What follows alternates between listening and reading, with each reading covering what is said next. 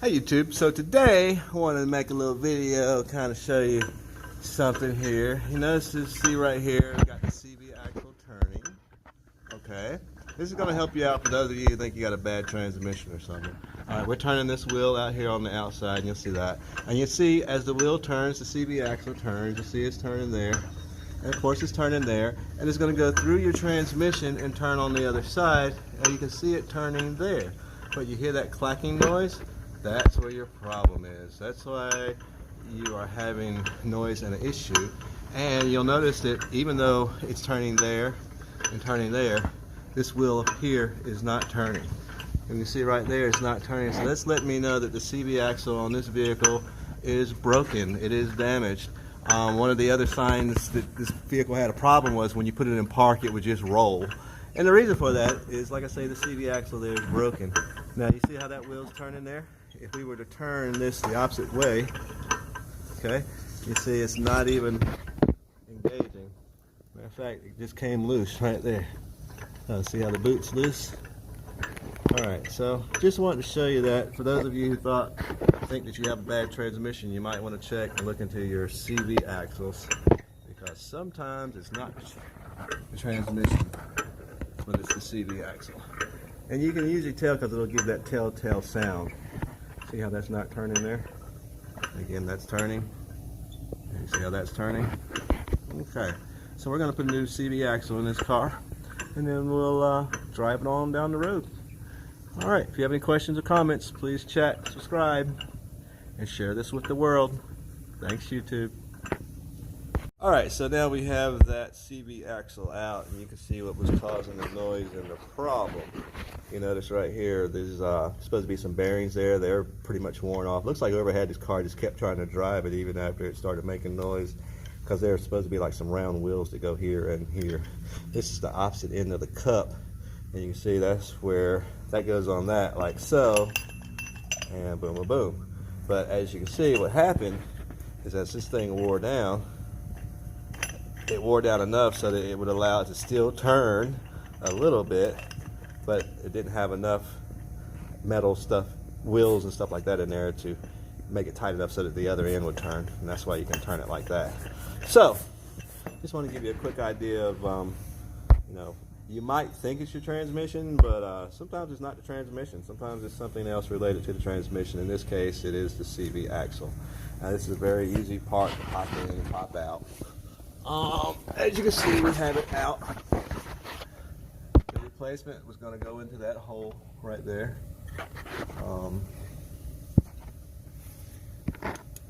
The replacement will go into that hole there. As you can see, it'll slide in there. That's where that cup came from. This piece here will slide in there, and that's your outer half, and that will go through this hole there.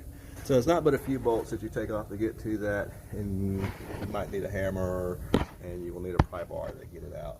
But once we put that in, then the car will be able to roll, and we'll be back rolling on the road. Alright, if you have any questions or comments, please chat, subscribe, and share this with the world, YouTube. Thank you. Hey YouTube, so today we're going to talk about tires and why it is important to check your tires and to change them. Even though sometimes you can't necessarily see what's going on with your tires, it would pay to get down there and take a look at them. So I have a client here who was complaining about a tire, and as we can see the threads on the tire is wearing out, but also we can see the metal that's coming out on the tire. So this tire needs to be changed. See those metal sticks right there? You don't want to put your spring on that because that can cut. But there's another issue with the tire. The customer was complaining about the car wobbling whenever they drive, and I told her, it's the tires. I didn't want to believe it was a tire, but I want to show you a little neat trick so you can see what we're talking about here. We're going to spin this around and let me know what you see.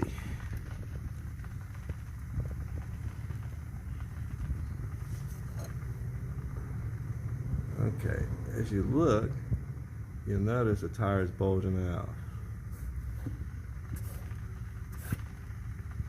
The camera stands still, but the tire itself is bulging in and out. Let me get a little side angle, you can see a little better.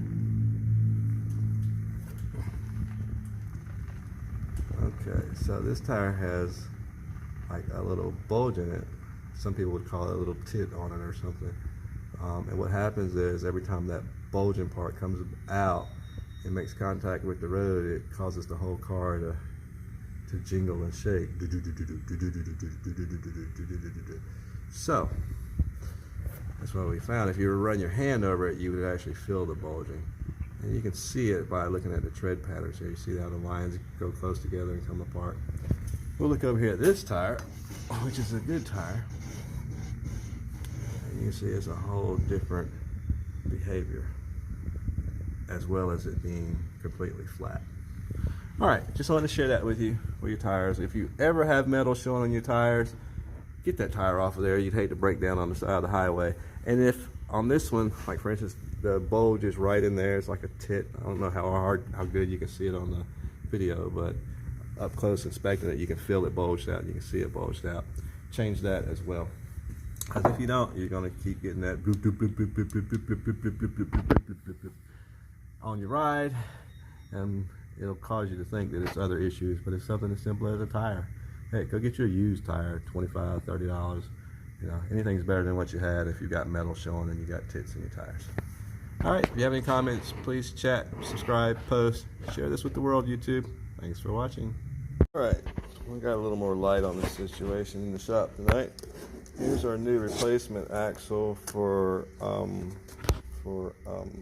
this particular car that we're working on. This is it can pretty much be any car, but what we got here? Look here.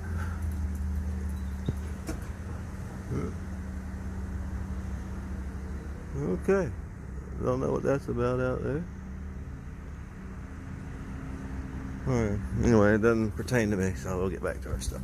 Alright, anyway, as we see this one here, how it's worn off there.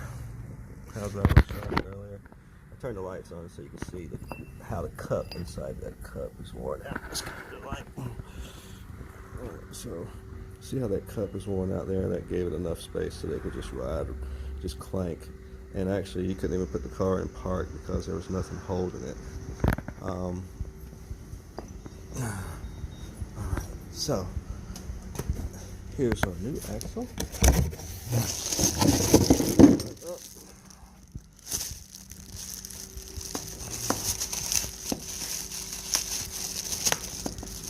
Of course, other than looking new,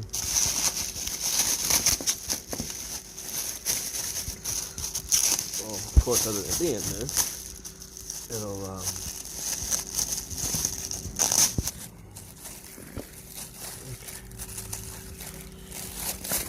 Alright, so here's our new axle. One thing you'll notice is different. You have an ABS ring on this one. This one doesn't have the ABS ring.